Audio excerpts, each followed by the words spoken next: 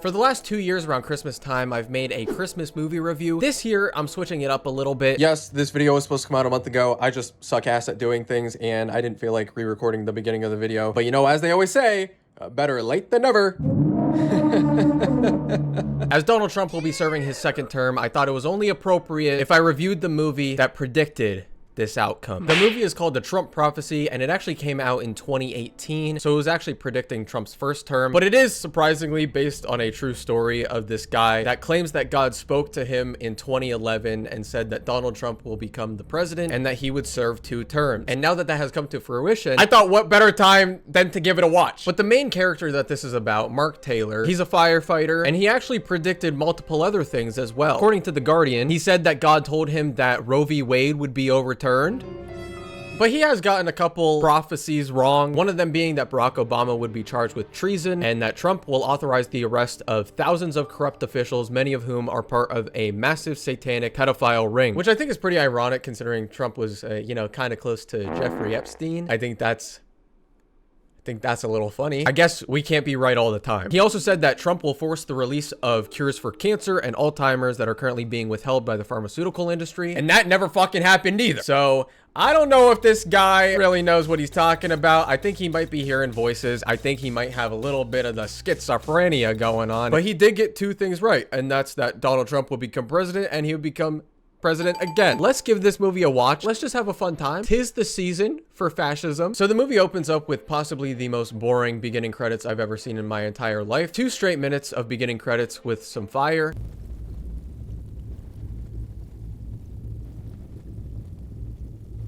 Listen, I've never made a movie, but I can tell you that if you want to keep people engaged, maybe don't start your movie like this. Just an idea. You could have done so many other things with these credits. You could have played them as you were like playing the beginning sequence of the movie, but no, you decide to just not do that. Or you could have just not played them at all. That would have been cool. I don't need to see credits twice. The beginning sequence of the movie shows this woman doing a little bit of meth, and she ends up catching her house on fire, to which Mark Taylor, as he is a firefighter, goes over there with all of his buddies, and they save everybody except for the one kid. But while Mark is in the burning building, he ends up staring directly into the camera, which I thought was very weird watching this for the first time. But then we end up getting a scene later in the movie which shows that he actually saw something, and that something is pretty ugly.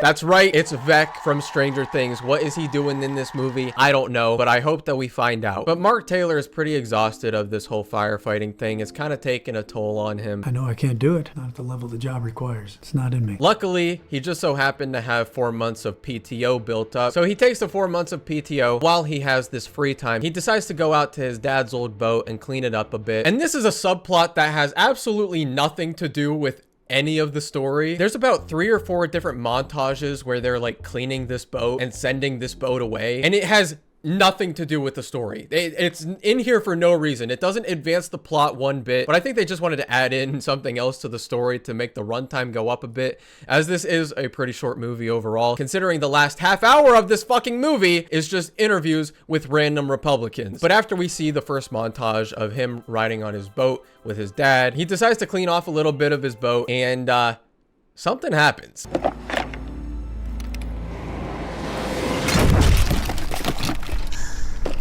Yeah, so it looks like Vec is back. Okay, and he's back with a vengeance. I like that whatever this thing is kind of had to like lock in for a moment. Like you can kind of hear the click and the zoom in, so he can go down and push Mark. What does pushing Mark do? I don't know, because that's what demons do, is push you. So Mark ends up going to the doctor to find out what's wrong with him. And I think we just came across one of the smartest doctors ever. Until recently, nobody knew what PTSD was. I'm sorry, what? That's not true. I guess this is what happens when you get a bunch of Christians that don't believe in medicine to make a movie. They don't exactly know that, you know, PTSD has actually been around since the 80s. Yeah, I think I'm starting to believe it now. I didn't believe it back then, but now it's starting to make a little bit of sense. And now we get the first scene of Mark sleeping and having a little bit of his PTSD acting up on him. And if you didn't get enough of that scene, don't worry. The scene directly after this is him in his bed the next night when the same thing happens to him again. He was just a little boy. It also happened a 3rd time and a 4th time and a 5th time. The majority of this movie is spent in Mark's bed. And if there's too many scenes of him sleeping in bed, don't worry. There's even more montages in this movie. I don't want just me and you, sometime alone, just us two. But can you guess what the scene after the montage is? If you said it's a scene in Mark's bed. And this one especially confuses me because, like most of the scenes in this movie, they don't really make any sense. So Mark is laying in his bed, right? He's asleep. That's usually what you're doing in bed. Then he ends up coming out of his body. He lifts up. He's swimming in the air. And then Vec comes out of some wood and Crab walks away. And then they meet each other and Vec breathes on him. What? What was the point of that? I don't fucking know. But what I saw last night scared me so much. All I could do was lay there, paralyzed. Yeah, Mark, that we have a term for that. I know you guys aren't big on medical terms, considering you just now realized what PTSD was, but that, my friend, is called sleep paralysis. Your voice sounds different. Different how? It's deeper, more resonant, authoritative. Spoken like a true normal person. I love it after I have sleep paralysis and my voice becomes more deep, resonant. Some might even say authoritative. Silly old me. Maybe I should sing bass. Nah, Mark, you jokester, you! Nah, you're a jokester! You goofy motherfucker! Maybe we need a second opinion. I don't know, because the first opinion didn't really work out, considering he gave you guys medicine and Mark decided not to take it. I'm not taking those pills. I think that might have helped a little bit with the PTSD if he actually decided to take what the doctor prescribed him. But no, that's medicine, and medicine is created by doctors, and doctors work for the state. And the state is run by lizards, which means that I'd be taking lizard pills. And I don't want to become a damn lizard. My body, my choice. So he goes for a second opinion, and the guy tells him that he's got a lot of things wrong with him. You have an extremely low thyroid. You have severe adrenal burnout. You have the hormones of a 70-year-old. Doesn't really give him a solution for this. Just says that God's grace can help. I mean, the trauma happens. Unfortunately, how we cope with it can become the prison that we get stuck in. That's where God's grace comes in. His doing what we're not able to do. Which honestly, that might be the only thing that would work with Mark, considering he doesn't like to actually take what the doctors prescribe him. I think that might be the only option he has. But then the next scene is just him staring at his TV, so I don't exactly know if it worked or not. Eventually, it'll age, it'll sag, and it'll wrinkle. There are 5 key things that age your skin. I think that scene was meant to say that he's still depressed or sad or has PTSD. I don't know. The scene is just him watching football and he drops the remote. I don't know why it's there. It's either that or they just wanted to put him in there watching football because they think football's cool. I'm just guessing at this point. But then we cut back to Mark's bed, as this movie loves to do. In this scene, Mark is having a nightmare. Apparently, Vec is trying to put his hands around Mark's throat and pull him into the bed. Mark then ends up hitting some pretty sick moves, I gotta admit. Mark! Mark! Mark, wake up! Yes! But if you're wondering why Vec was specifically grabbing him by his throat, this is why. They had a hold of my throat. It's choking me. What were you trying to say? Jesus. He was trying to take my voice. Turns out that Vec is working with the Democrats, trying to censor the conservatives, not let them speak their mind. Free speech is dead. What next? You're gonna tell me that it's illegal to say Merry Christmas? It is funny how conservatives are always complaining about, like, free speech. Like, the left is trying to censor free speech. They don't want you talking about things. Or I guess in this case, Vec. When it's all just like self-victimization, like, you can say any of this shit. Nobody's telling you can't write the Trump prophecy. You did it.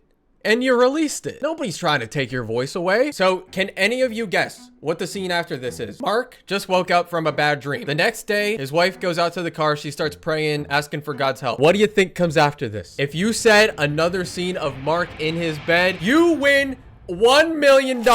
Congratulations. Who could have fucking guessed it? But this one is a little bit different. We don't see Vec anymore. I don't know why he's not in this scene. He does show up later, but not in this one. Instead, in this one, we get a big ball. I'm not kidding. Come on! Come on! I'm not afraid of you.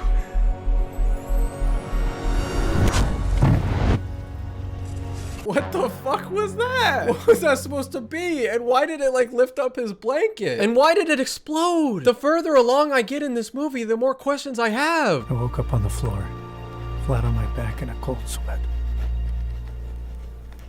I think I saw God. That was God? So we have two spiritual creatures in this movie right now. We have Vec, which I'm assuming is either a demon or the devil, and now we have God, which is a ball. I'm curious to see where this goes because I don't know why he's dreaming about both of these characters, why he's dreaming about like the evil side and the good side, or why they're characterized like this. Like the demon or the devil is portrayed in such like a fictional way. Like according to the Bible, the devil is like beautiful. Lucifer is gorgeous. Right? He's an angel. He's supposed to be enticing. He's super sexy. But then whenever you go to like works of fiction, then they turn the devil into some guy with like horns. He's ugly, you know, red, evil, fire, all this stuff. So to me, that's more of a fictional depiction of the devil. So then I would also expect God to be like a white savior with like facial hair and a white robe. So I'm just kind of confused what they were even thinking in the writing room about how they made these specific fictional characters like this. I don't know, maybe I'm thinking too much into this. So then Mark ends up falling asleep on his rocking chair while the TV is on. On the TV, Donald Trump is talking about money, of course. Money is being drained out of this country, and it's at an alarming rate. And then Mark wakes up from his dream where his chair is on fire, and he writes this down in his journal. Hearing the voice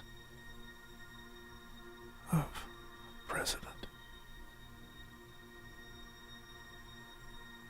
President Trump. I know I keep saying it, but I'm a little confused, okay? I'm trying to figure this movie out as we watch it. So Mark is having these dreams, these nightmares, this sleep paralysis of this demon or the devil. And then he has one of God. And then he has another one where his chair catches on fire. So God was putting the devil in his dreams and haunting him so he would predict Donald Trump's presidency? First off, why would God be putting the devil in your dreams? Why would he be scaring the shit out of you to tell you that Donald Trump's becoming president? Also, how does that tell you that Donald Trump is becoming president? All you are is scared. It's not like the devil's like telling you like, hey, listen to me. Donald Trump's gonna become president. And it's not like God told you that either because he was just a ball. It was just a fucking bowling ball. So that makes no sense. But the other question I have is, why is God doing this in the first place? What's the point? Is there any reason for you knowing in 2011 that Donald Trump will become the president in 2016? Is there any reason you should know that? It's not like God was giving you some sort of secret information on like how to cure cancer or how to have world peace. He just told you something that was gonna happen that you have zero control over. So what was the point? But you know what? I'm jumping ahead of myself. Maybe the movie answers these questions. Spoiler alert, it doesn't. But we can hope. Maybe I just didn't see it the first time. But anyway, let's get back to Mark. He's writing more stuff in his journal. The first thing he wrote during the day, the next thing he's writing at night, because we had to make two separate scenes for some reason, because the directors wanted to. They also added this weird depth of field to like half of the screen that was not caught by the camera, because as you can see, it ends right there. Don't know why they did that, but artistic vision, I guess. Spirit of God told me, I have chosen this man, Donald Trump, for such a time as this. For as Benjamin Netanyahu is to Israel, so shall this man be to the United States of America. Yikes. That's, that didn't age well. Granted, it wasn't good back then either, because Benjamin Netanyahu's always been a piece of shit. Since Israel has been an apartheid since its inception, you can't exactly force 750,000 people out of their homes and create your own country on somebody else's land. Sounds like someone else I know. I guess he is kind of right, though. They're both far-right extremists. They're both racist. Donald Trump wants to deport 30 million Americans, and Benjamin Netanyahu wants to kill 30 million Palestinians. So I guess they are kind of on the same page. I guess he was right. This is intriguing. I don't know what to think of it either. I want to refer you to one of my colleagues. I don't really know what to think of this. You sound kind of like a fucking moron. Maybe you should go somewhere else, because I don't want to deal with this. So he recommends him to Don Colbert, which is actually a real life person. Don Colbert is an author and a doctor with renowned books like the What Would Jesus Eat cookbook, the Bible Cure for Autoimmune Diseases, the Bible Cure for High Blood Pressure, the Bible Cure for Weight Loss. You know, if you're making all these books for what the Bible can cure, maybe you should just read the Bible and just do what it says in there. I mean, I don't know what it says about like losing weight in the Bible, but apparently it says something. I have very graphic dreams. I read about that in Dr. Vander's report. What kind of dreams? A lot of nightmares where I'm struggling and fighting. Sometimes I have good ones. Where I get a visit from an angel? The further I watch this movie, I'm understanding it less and less. You're having dreams about the devil. You're having dreams about God. But now you're saying the dream was about an angel? But it was a ball. It was a ball! Mitt Romney got closer than John McCain did 4 years ago. Thanks. I know when I'm sitting down watching the news, I'm always craving myself a bowl of plain noodles. Trump was never taken seriously. Maybe it is real. It is real. It's real. Benjamin Netanyahu, Donald Trump, Israel, United States of America, deportation, ethnic cleansing. It's all connected. So now we cut to 3 years later. Donald Trump has announced that he is running for president, and Mark is finally ready to show his doctor his journal. I do think it's a little fishy that Mark decided to show another person this journal after the fact that Donald Trump said he was going to run. Makes me think like he might not be telling the truth in this prophecy. I don't know. I wasn't there to read it. I'm not gonna say that he didn't write it down in 2011. I'm sure he wrote a lot of things down in 2011. From the way Mark seems, he probably wrote a lot of shit down for a lot of his life. But I do think it's funny that in this scene where he's showing his doctor his journal, that they are wearing the exact same clothes as they were 3 years before. So Dr. Colbert ends up giving a copy of Mark's journal to his wife because apparently she has a knack for things like this. Do you mind if my wife has a look at this? There's a keen sense for interpreting things like this. What does that mean? I don't know. Not really explained. Apparently she just likes reading prophecies from random white men. I don't know. Mary, this is Mark Taylor. He's a new patient. I mean, he was a new patient 3 years ago. Not really anymore. I don't know why I said that. Maybe it's because he's still wearing the same exact clothes he was the first day that we met. Maybe it's because I'm wearing the same exact clothes the first day that we met. I don't know. It just seems like I'm getting a little bit of deja vu here. But she reads it, and it seems to be speaking to her a little bit. Leads me to your grave. How did he know? How did he know? If he can do this, Mark, can you please write a book about me next? Honestly, not even a book, just like a sentence. Just be like, hey, Maxwell Kuntz is gonna make $1 million within this next week. I don't know how he's gonna do it, but God told me that, and I'm writing it down. I would appreciate it. It could be a little thank you from you to me, since I am reviewing a movie about you. I mean, I'm just putting it out there. I'm just putting it out there. How hard it must be for her to read that book. And not because she's apparently like having this sort of spiritual moment with it, but because of the fact that it is windy as hell outside. And I don't know how you can read anything when you have the pages flopping in the wind like that. To me, that seems a little bit difficult. You might want to take it inside. To me, it just doesn't seem very practical. Mark, this is good. You think so? I do. It has that rhythm to it when the Holy Spirit is bearing witness to the truth. At least it does to me. So it has that rhythm of truth to it, huh? At least it does to her. And in case you missed that, she does repeat that same exact line in a couple seconds. I got this in 2011, and it felt so distinct and real. Well, all I know is it has that rhythm of truth to it. At least it does to me. So then we end up cutting to the next scene, which is Mark laying in bed once again. And this scene might be the weirdest one out of the entire movie. So as Mark is laying there, everything gets taken away from him. He's now laying there in the bed by himself. So he gets down on his knees and prays. And then this happens. Speak to me, God. Give me wisdom, Jesus, that you might fill me with what you know. Why is this?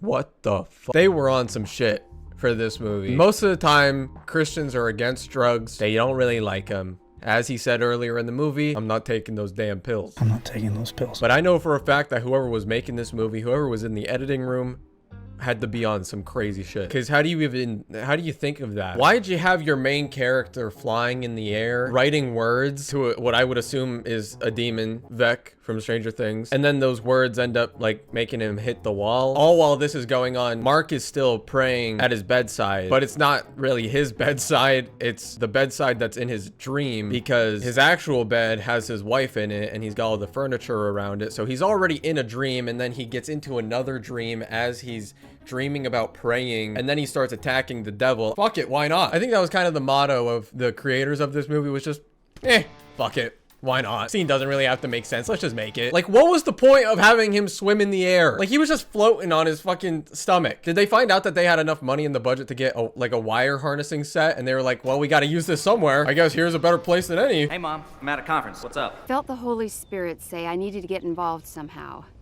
I have no idea what that means, but somehow I think you might.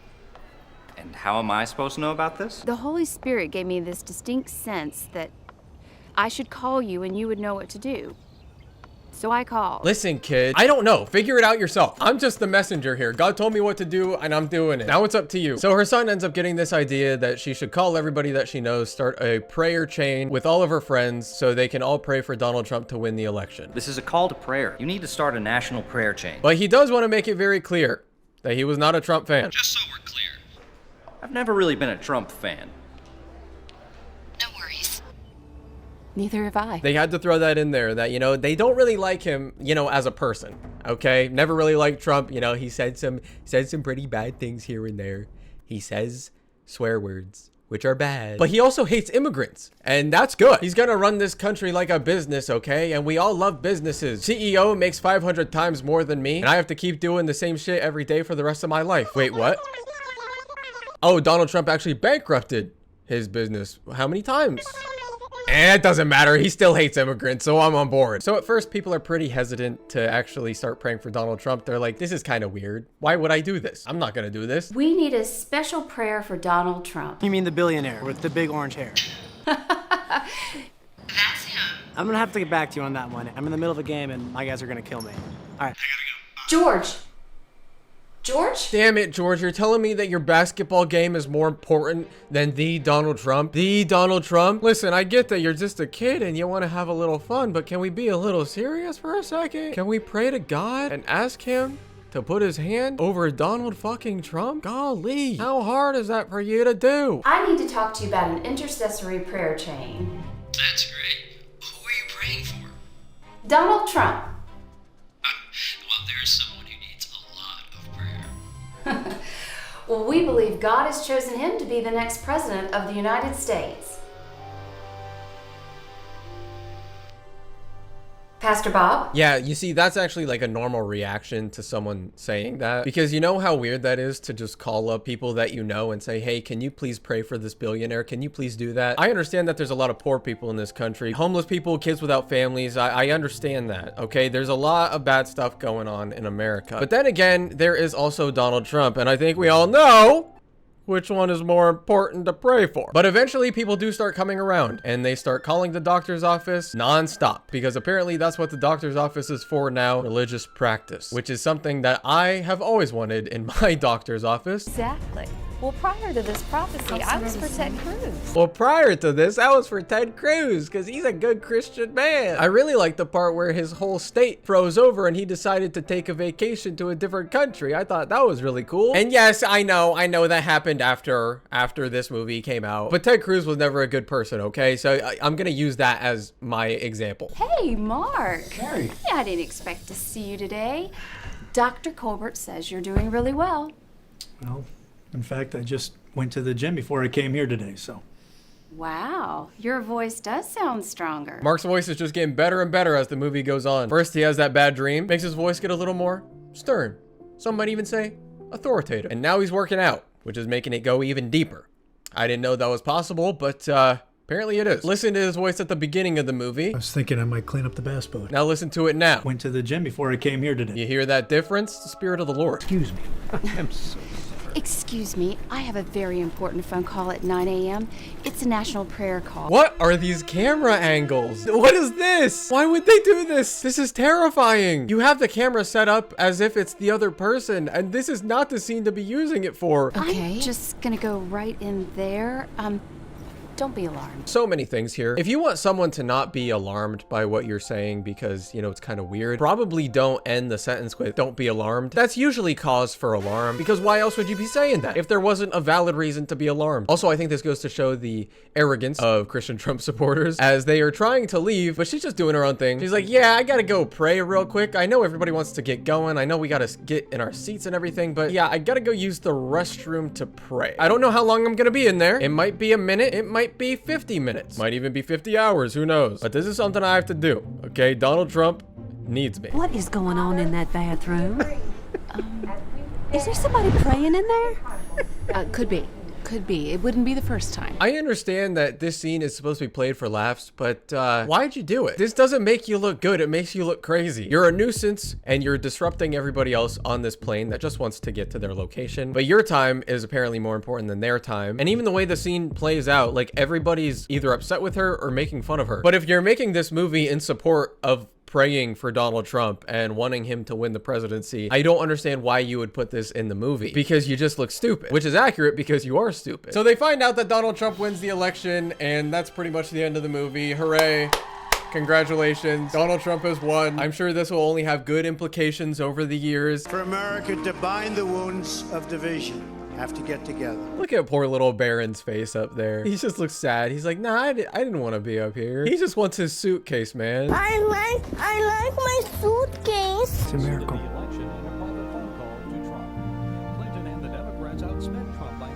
Certainly a testament to the power of prayer. No, it's not! Listen, if you practice Christianity or Judaism or Islam or Catholicism, like, do you? Have fun, you know, just as long as you're not being a dick to other people, whatever, okay? Have fun with it. But I just think it's kind of wild to think that praying did anything for someone to win the election. Because do you not think that there were people praying on the other side, asking for the election to go in a different direction? Is your prayer just more important than other people's prayers because you guys think differently on politics? I just think that's kind of weird. I think that's kind of odd. I don't think praying helped an election. I think voting did. And, you know, maybe I'll be proven wrong when I get sent to hell. The devil can tell me there that he, in fact, wanted Hillary Clinton to win that election and that Donald Trump was actually on God's side. But I don't think he's going to do that. But I guess I'll just have to wait until that day comes. There's a video of people in Israel who heard about this American woman leading a grand blowing of the shofar. Now they're in the streets of Israel doing the same thing. Damn, I wonder why Israelis would be happy to have a Republican president in the United States of America. I'm just shaking my head in curiosity as to why they would be happy about that. It's almost like they knew that having a Republican president in the most powerful country in the world would only continue to help the extreme far right government that they have under Benjamin Netanyahu to continue colonizing in places like Jerusalem, for example, which Donald Trump did as he moved the U.S. Embassy to Jerusalem, which was a highly contested area between the Palestinians and the Israelis, considering Israel has wanted to take over the entirety of Jerusalem for the past 75 years, and Donald Trump helped them do that. It's just so weird how they would be so happy about having a Donald Trump presidency. Wonder why. But then the final scene ends with Mark writing his last little bit in his journal. The Spirit of God says Israel.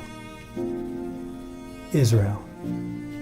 What about Israel? Bitch, shut the fuck up. Israel, Israel, Israel. What about America first, buddy? Didn't we elect Trump so America would be first? So that was the Trump prophecy, guys. Brilliant movie by some brilliant minds. Honestly, couldn't think of anything better to watch at this time of year. What a smart guy Mark Anthony is, predicting all this stuff to happen supposedly in 2011. Granted, he didn't predict pretty much anything else right, but he did get that one right. As they say, a broken clock is still right 2 times in the day. So congratulations.